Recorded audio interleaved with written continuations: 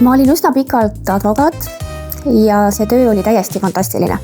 Ühel hetkel hakkas mulle tunduma, et ma tahaksin teha asju rohkem oma äranägemise järgi, oma õiglustunnetuse järgi ja advokaadina oled sa ju seotud kliendi käsundiga, mis kohtuniku ametis enam sulle niivõrd määrav ei ole. Mina ei valinud kohtuniku ametit, vaid kohtuniku amet valis mind. See on laia silmaringi, tugeva õiglustundega ja otsusjulgete inimeste amet. Minu arvates on kohtuniku amet üks auväärsemaid, vastutusrikkamaid ja huvitavamaid ameteid, kuhu üks jurist võib oma karjääris jõuda. Kohtuniku amet oli küllaltki loogiline jätk pärast pikka advokaadi karjääri ja võimaldas tegelikult just nimelt seda õigusmõistmise protsessi vaadata hoopis teise nurga alt.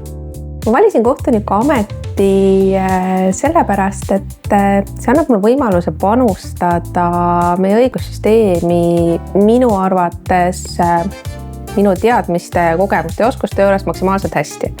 Mina valisin kohtuniku ameti, sest otsisin erialast väljakutset. Kohtunikule peab kas meeldima lahendada probleeme, konflikte või peab talle meeldima lahendada mõistatusi. Kui kumbki ei meeldi, siis on väga keeruline seda tööd teha. Ja ma arvan, et minu jaoks oli kindlasti selline esmane motivaator lahendada mõistatusi ja ülesandeid. Aga kindlasti on olnud selline positiivne üllatus sealjuures see, et ikka õige hea tunne on ka siis, kui see probleem saab lahendatud. Valisin kohtuniku ameti sellepärast, et tahtsin mingit muutust. Oma elus olin pikka aega olnud advokaat ja leidsin, et võiks olla midagi värsket, mis pakuks piisavalt väljakutset ja oleks samas turvaline.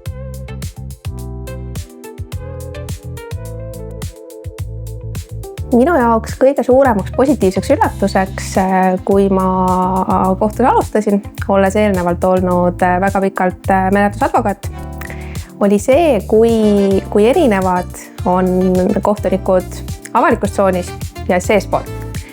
Kui avatud olid kõik uksed, kui soojad ja abivalmid kõik olid ja ka kui hästi tegelikult uusi tulijaid siia vastu võeti ja kui palju meil oldi toeks.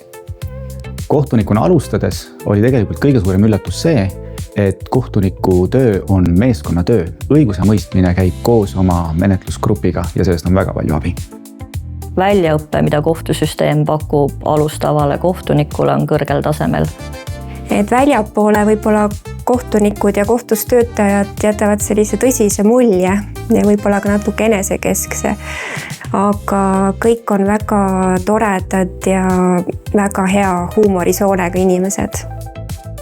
Kõige suurem üllatus minu jaoks oli tegelikult teiste kohtunike toetus ja just nimelt see huvi, et kuidas noorel kolleegil läheb ja ka soov oma kogemustega kaasa rääkida. Võib-olla kohtunike soe vastuvõtt, avatus. Ma ei ole leidnud endale mitte ainult kolleege, aga ka väga häid sõpru. Ja see oli isegi võib-olla mõnevõrra üllatav. Tundsin, et ma ei ole oma tegemistes ja otsustes üksi, et minu selja taga ei ole mitte üksnes tapeet, vaid terve müriaad Eesti tugevamaid õigusmõtlejaid. Kõige raskem oli alguses kindlasti mitte selle töö sisu, vaid see töökorraldus, mis paratamatult on mõnevõrra erinev ja eelkõige just sellest aspektist, et kohtunik peab ja ka saab reaalselt tegelikult oma tööd planeerida ja päris pikalt planeerida. Kõige raskem on töös olnud leida tasakaal kiiruse ja kvaliteedi vahel.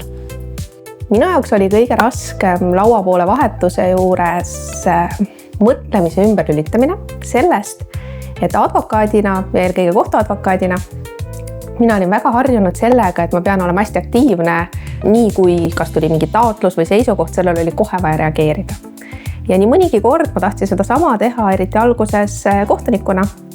Ja tihti oli minu kohtujurist see, kes ütles, oot, küsime ikka teise poole seisukohta enne. No kõige keerulisem kindlasti on siis väljakutse, mis seondub just selliste töömahuga ja erinevate ülesannete nagu mitmekesisusega.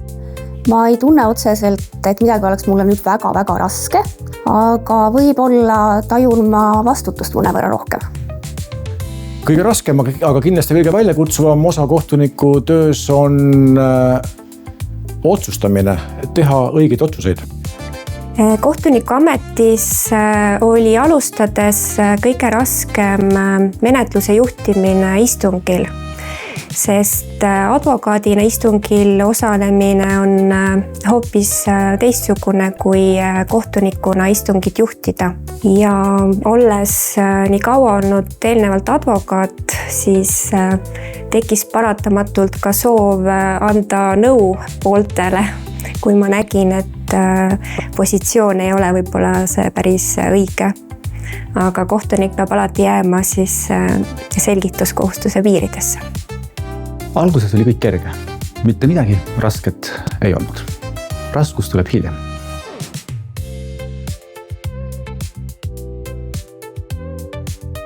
Kindlasti soovitaksin. Ma arvan, et kui inimene on tugev õiglustundega, julgeb otsustada ja kannab välja selle väärika ametiga kaasneva vastutuse, siis on see amet tema jaoks. Ma soovitaksin kohtuniku tööd oma sõbrale sellisel juhul, kui tal on samasugused iseloomuomadused kui minul, sest igale inimesele kohtuniku töö ei sobi.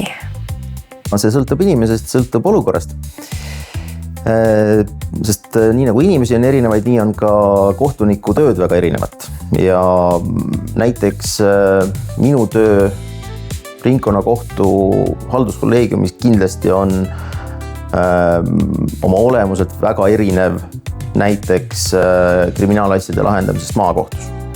Ja sellest tulenevalt sõbrale ma soovitaksin kõigepealt, et mõtle läbi, missugust kohtuniku tööd sa teha tahaksid, kui sul see mõte on juba tulnud. Ja vali selline, mis sobib sinu iseloomuga, sobib sinu huvidega.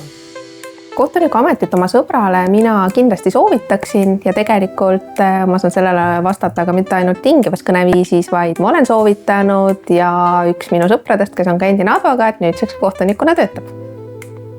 Tulge proovige omal nahal järgi.